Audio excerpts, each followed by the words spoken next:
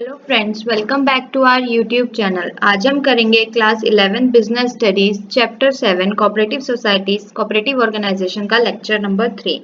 इससे पहले भी हमने इस चैप्टर के 2 लेक्चर कवर किए हैं। अगर अभी तक आपने वो लेक्चर्स नहीं देखे हैं तो प्लीज़ आप हमारे चैनल की प्लेलिस्ट में जाके वो लेक्चर्स भी ज़रूर देख लीजिए। हम अपने आज के लेक्चर में जो टॉपिक कवर करेंगे वो होगा टाइप्स ऑफ कोऑपरेटिव सोसाइटीज़ की कितने तरह की कोऑपरेटिव सोसाइटीज़ होती हैं। तो चलिए बिना देरी के हम अपने आज के लेक्चर को स्टार्ट करते हैं।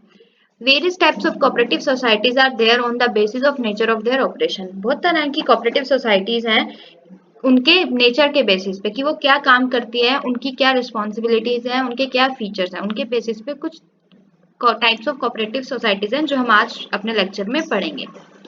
तो पहली जो होगी वो कौन सी होगी, कौन सा टाइप है, वो है consumers cooperative society created by कौन बनाता है इनको, कंज्यूमर्स। जो कंज्यूमर्स होते हैं कोई भी किसी भी प्रोडक्ट के कंज्यूमर्स इसको क्या कर सकते हैं, बना सकते हैं। इसका ऑब्जेक्टिव क्या होता है, टू एलिमिनेट मिडलमैन को एलिमिनेट करना, मतलब कि होलसेलर और रिटेलर के कंसेप्ट को डिलीट कर देना। कांस्टेंट सप्लाई, कि अपने मेंबर्स को क्या कर सके, ये कांस्टेंट सप्लाई प्रोवाइड कर सके गुड्स की, हाई क्वालिटी गुड्स। और तीसरा ऑब्जेक्टिव क्या होता है कि जो गुड्स मिले वो क्या हो, हाई क्वालिटी के हो। क्यों? क्योंकि चांसेस है होलसेलर और रिटेलर के केस में कि वो क्या कर सकते हैं, वो उसमें कुछ भी मिलावट कर सकते हैं या उनके साथ माल न्यूट्रिशन कर सकते हैं, कुछ भी रीजन हो सकता है। लेकिन अगर ये कंज्यूमर कोऑपरेटिव सोसाइटी से ये मेक श्योर करती हैं कि उनके मेंबर्स को क्या मिले, एक हाई क्वालिटी गुड्स मिले।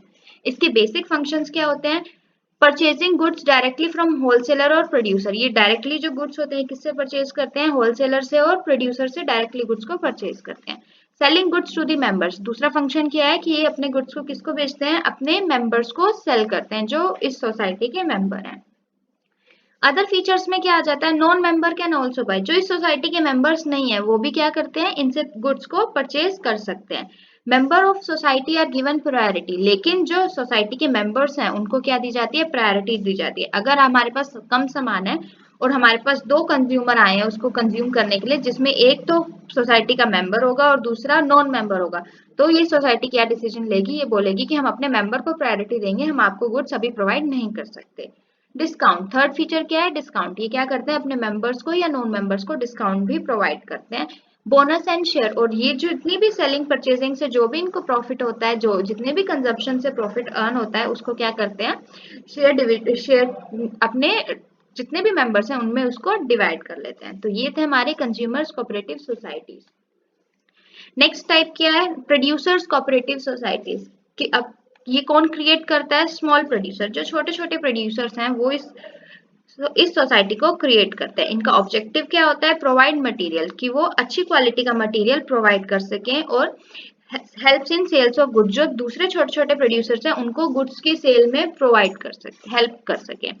नेक्स्ट क्या है, basic functions, assisting members for doing purchasing and selling.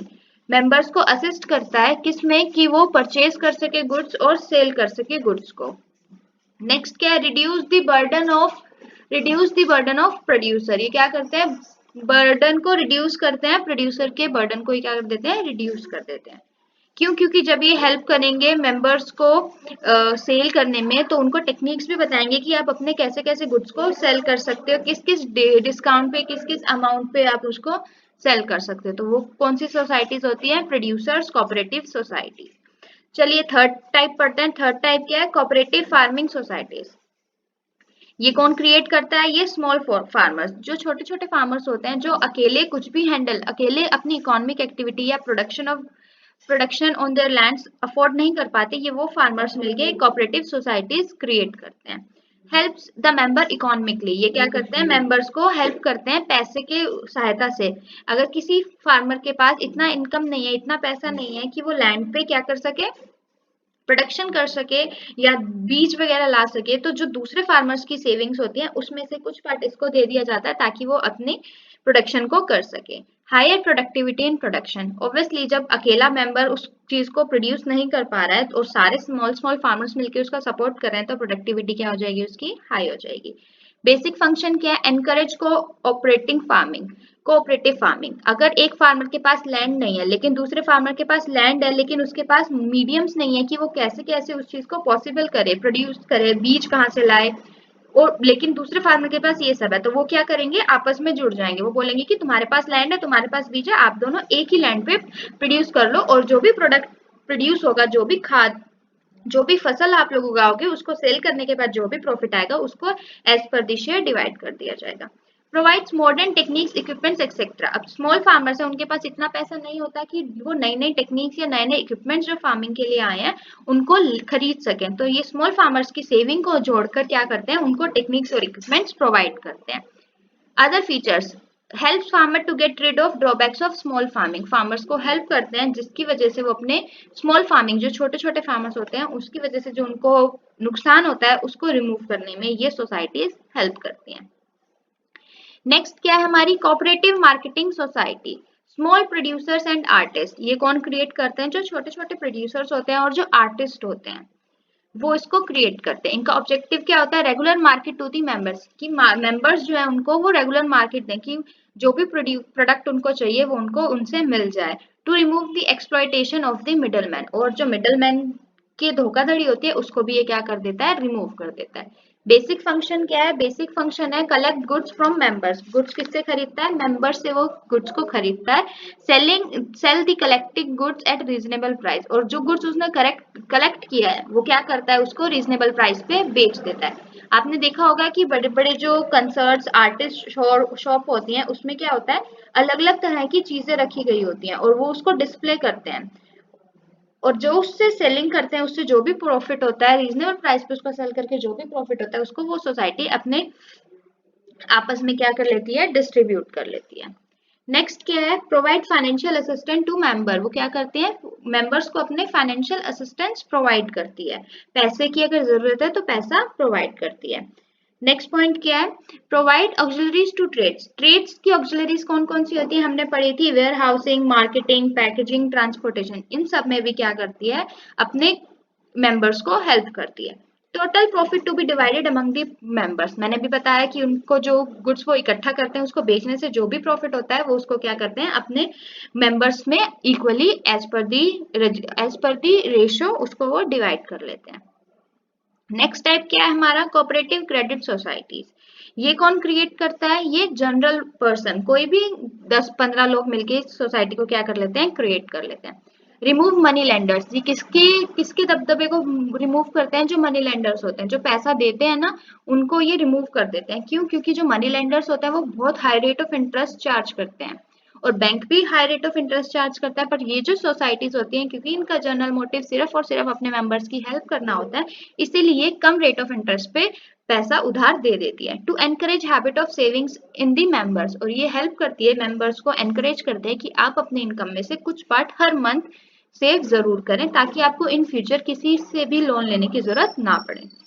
Basic function क्या है, एक्सेप्टिंग डिपॉजिट। डिपॉजिट को एक्सेप्ट करती है, जैसे कोई मेंबर को अपना सेविंग करना है बट वो बैंक में नहीं जाना चाहता, तो वो क्या करता है, कोऑपरेटिव सोसाइटी के पास अपने पैसे को डिपॉजिट करवा सकता है। Provide loans to the members at reasonable provide, और ये क्या करता है, लोन भी देता है लोगों को और एक रीजनेबल रेट ऑफ इंटरेस्ट के साथ।